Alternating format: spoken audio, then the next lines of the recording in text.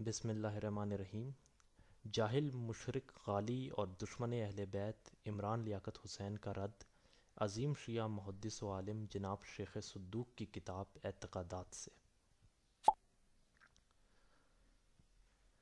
رئیس المحدثین ابو جعفر محمد بن علی بن حسین بن موسیٰ بن بابویہ صدوق القمی، آپ امام مہدی کی دعا کی برکت سے شہر قم میں 306 ہجری میں پیدا ہوئے۔ آپ نے اپنی کتاب اعتقادات میں مختلف امور کے متعلق شیعہ عقائد کو واضح کیا۔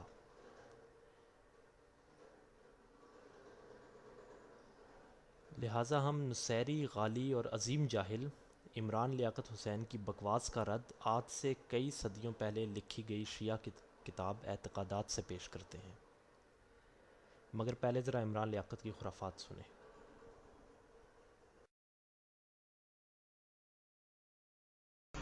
کربلا معصوم کی پوشیدہ تدبیر کی انتہا کا نام ہے۔ بسم اللہ۔ وہاں اگر اللہ تش کی آواز ہے تو درد دینے کے لیے کون جناب زینب کے سر سے چادر اتار سکتا ہے؟ وہ جو ثانی زہرا ہے، وہ جو علی کا لہجہ ہے، وہ جو پاک بطول ثانی ہے، وہ جو ام الکتاب ہے، جو خود ایک ایسی امامت مطلقہ ہے کہ جہاں جب کوئی امام بولتا ہے تو دوسرا امام خاموش ہوتا ہے۔ یہ مالک کا راز ہے۔ اگر علی بولیں گے تو حسن خاموش رہیں گے، اگر حسن بولیں گے تو حسین خاموش رہیں گے، اگر حسین بولیں گے تو سید سجاد خاموش رہیں گے۔ یہ کیا بات ہے کہ جب جناب زینب خطبہ دیتی ہے تو بھی سید سجاد وقت کا امام خاموش ہے؟ تو مجھے بتانا ہے کہ یہ بطول پاک کا ظہور ہے، یہ ام الکتاب ہے، کی ضرورت ہے۔ تو اس بات کو لوگ کیوں نہیں تسلیم کر رہے کہ جب ہم جیزس کرائسٹ کے لیے کہتے ہیں کہ صلیب پر حضرت عیسیٰ نہیں تھے، ان کی شبیہ تھی، تو کیوں نہیں سمجھ میں آتی بات؟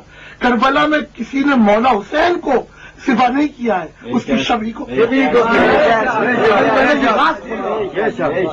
کربلا میں مولا حسین ذبح نہیں ہوئے، امام حسین کی شبیہ ذبح ہوئی۔ کسی کی ضرورت ہے جو موت اور حیات کے خالق کو ذبح کر دے؟ اور وہ شبیہ اتنی طاقتور تھی حسین کی، اللہ اکبر، وہ شبیہ اتنی طاقتور تھی کہ نو کے نیزہ پر قرآن کی تلاوت کر رہی ہے۔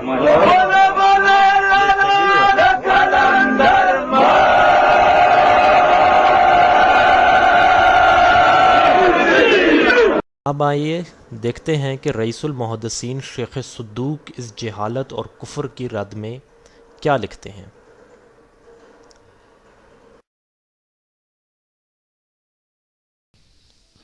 یہ ہمارے پاس کتاب ہے اعتقادات، اور یہ ابو جعفر محمد بن علی بن بابویہ المعروف شیخ صدوق رحمۃ اللہ علیہ کی کتاب ہے۔ یہ اس کتاب کا دوسرا ٹائٹل پیج ہے، اعتقادات، یعنی کہ شیعہ عقائد کو انہوں نے واضح کیا مختلف امور کے متعلق، اور یہ اس کتاب کی فہرست ہے، اور اس فہرست میں یہ ٹاپکس دیے ہوئے ہیں جن کے بارے میں شیعہ عقائد کو واضح کیا ہے۔ اسی میں ایک باب ہے جو کہ آپ دیکھ سکتے ہیں، غلو اور تفویض کی نفی کے بارے میں عقیدہ۔ اب آئیے ہم اس باب کی طرف چلتے ہیں اور اس باب میں دیکھتے ہیں کہ شیخ صدوق کس طرح شیعہ عقیدہ کو واضح کرتے ہیں۔ یہ ہے جی غلو اور تفویض کی نفی کے بارے میں ہمارا شیعوں کا عقیدہ کیا ہے۔ لہٰذا جناب شیخ ابو جعفر فرماتے ہیں، غالیوں اور مفوضہ کے متعلق ہمارا اعتقاد یہ ہے کہ یہ لوگ فی الحقیقت خداوند عالم کی ذات کے منکر ہیں، اور یہ لوگ یہود، نصارہ، مجوس، قدریہ اور خوارج بلکہ تمام اہل بدعت اور گمراہ کن نظریات رکھنے والے فرقوں سے بدتر ہیں۔ یہ ایسے لوگ ہیں کہ ان کے برابر کسی نے بھی خدا کی تحقیر و تصغیر نہیں کی۔ خداوند عالم فرماتا ہے، اور اس کے ساتھ وہ قرآن پاک کی کچھ آیات کوٹ کرتے ہیں جو کہ غلو کی رد میں ہیں۔ مثال کے طور پہ یہ ایک آیت ہے کہ خداوند عالم فرماتا ہے، اپنے دین میں غلو سے کام نہ لو، یعنی کہ مذہب کی حدود نہ پھاندو، اور خدا کے بارے میں وہی بات کہو جو برحق ہے۔ ساتھ شیخ صدوق جو رد کرتے ہیں عمران لیاقت کی کفریات کا، اس میں آپ دیکھیں مثال دیتے ہیں، ہمارا یہ بھی اعتقاد ہے کہ جناب سرور کونین صلی اللہ علیہ وآلہ وسلم کو غزوہ خیبر میں زہر دیا گیا، اور وہ زہر برابر اثر کرتا رہا، یہاں تک کہ اسی زہر سے حضرت کے قلب اتھر کی رگیں کٹ گئیں جس سے آپ جناب نے شہادت پائی۔ اسی طرح حضرت امیر المومنین کو عبد الرحمن ابن ملجم نے شہید کیا۔ ضرب 19 رمضان کو لگی اور شہادت 21 رمضان کو ہوئی اور حضرت کو نجف اشرف میں دفن کیا گیا۔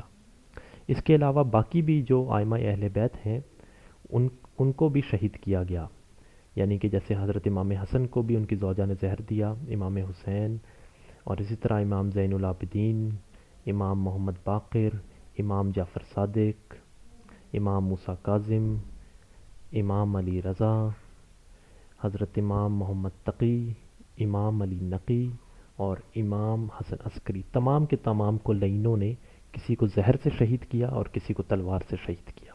لہٰذا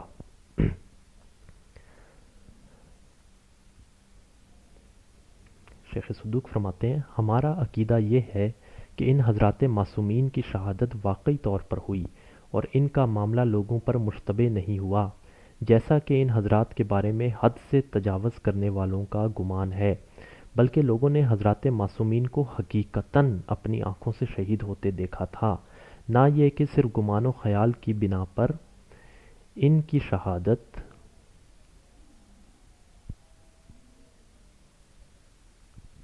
کا نظریہ قائم کیا گیا۔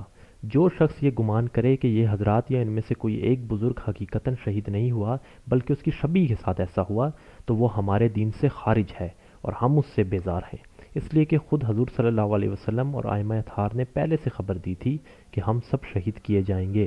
اب اگر کوئی شخص یہ کہتا ہے کہ یہ حضرات شہید نہیں ہوئے تو در حقیقت ایسا شخص خود ان بزرگواروں کو جھٹلاتا ہے، اور جس نے ان کو جھٹلایا اس نے گویا خدا کو جھٹلایا، اور خدا کو جھٹلانے والا دائرہ اسلام سے خارج ہے، اور جو شخص دین اسلام کے علاوہ کوئی اور دین اختیار کرے گا اس کا دین قبول نہیں کیا جائے گا اور خسارہ پانے والوں میں سے ہوگا۔ امام رضا اپنی دعا میں کہا کرتے تھے، یہ امام رضا کی دعا ہے جس میں عمران لیاقت حسین کی کفریات کا مکمل رد ہوتا ہے، جو اس نے امام حسین کو خالق ڈکلیئر کیا ہے، امام رضا اس کا رد کرتے ہیں، جیسے کہ آپ دعا میں فرماتے ہیں، بار الہ میں تیری درگاہ میں اپنی ہر قسم کی طاقت و قوت سے بیزاری ظاہر کرتا ہوں کیونکہ تو ہی ہر قسم کی طاقت و قوت کا سرچشمہ ہے۔ یا اللہ، میں ان لوگوں سے اپنی برات کا اظہار کرتا ہوں جو ہمارے بارے میں ایسی باتیں کہتے ہیں جو ہم اپنے اندر نہیں پاتے۔ اے اللہ، خلق کرنا حکم دینا تجھ ہی سے متعلق ہے، ہم تیری ہی عبادت کرتے ہیں اور تجھ ہی سے مدد مانگتے ہیں۔ دوبارہ پڑھیے، خلق کرنا حکم دینا اللہ سے متعلق ہے، تو ہی ہمارا خالق اور ہمارے اولین و آخرین آباء و اجداد کا خالق ہے، اور معبودیت اور الوہیت کی صلاحیت فقط تجھ ہی میں ہے۔ اس کے بعد شیخ صدوق غالیوں کی ایک بہت بڑی نشانی بتاتے ہیں، آئیے وہ نشانی پڑھتے ہیں۔ غالیوں اور تفویض کے قائل لوگوں کی علامت یہ ہے کہ وہ بزرگ علماء اور مجتہدین کو مقصر کہیں گے، اور غالیوں میں سے فرقہ حلاجیہ کی پہچان یہ ہے کہ وہ اس بات کا دعویٰ کرتا ہے کہ خداوند عالم عبادت کی وجہ سے بندوں میں ظہور کرتا ہے، حالانکہ نماز اور دیگر واجبات شرعیہ کو ترک کرنا ان کا مذہب ہے۔ ان کا یہ بھی دعویٰ ہے کہ وہ خدا کے اسم اعظم کو جانتے ہیں۔ اس فرقے کے لوگوں کا یہ بھی دعویٰ ہے کہ خدا نے ان میں حلول کیا ہوا ہے۔ ان کا یہ ذم فاسد بھی ہے کہ جب کوئی شخص مخلص ہو اور ان کے مذہب کی معرفت بھی پیدا کرے تو وہ ان لوگوں کے نزدیک انبیاء سے بھی افضل ہے۔ ان کے باطل دعووں میں سے ایک دعویٰ یہ بھی ہے کہ وہ علم کیمیا جانتے ہیں، حالانکہ وہ کچھ بھی نہیں جانتے۔ ان کا کام صرف دھوکہ دینا ہے، یعنی کہ سونے اور چاندی کی شکل میں مسلمانوں کو فریب دیتے ہیں۔ اے خدا، ہمیں ان لوگوں میں شامل نہ کر اور ان تمام پر لعنت کر۔